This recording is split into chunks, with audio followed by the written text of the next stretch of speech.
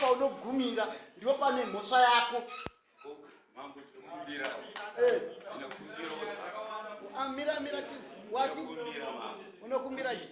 Anditi ndakauisa nyaya yachene kuno kuti amaikuru vangu kuti ko vana vakuramba vachivakarambidza iye osiyeni mwana wangu akati oenda kuti mira ikuvaka anonzi takamutsa iye haana kuuya akakuudza kuti mira ikuvaka. Teerera unzweka iwewe mhosva yako ndiwe sabhuku wainge wakaenda kuna uyu wazvinzwa, makagara pasi makaenda kunoonesana muganhu.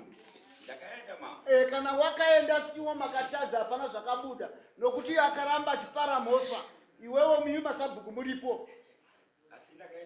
Wakaenda ka asika uyu masabhuku ndimi makatadza. Ndiri kuchipa mucherechedzo wekuti mhosva handisi kuda kuona mwana anodzvinyirirwa.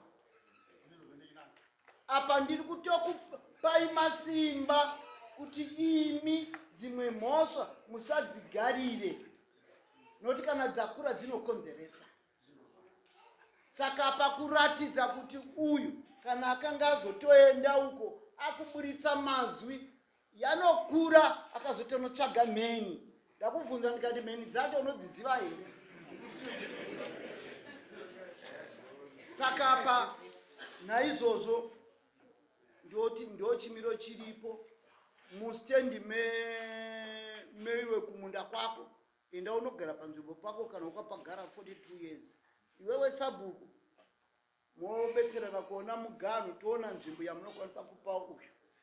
Kana mashaisisa unouya woenda kulenzi, ndinokutsigirawo unoendesawo zita rako kusaidi uko. Uri kunzwa iwe kuti unowana kunogara zvakasununguka. Wazvinzwa ka? Ndizvozvo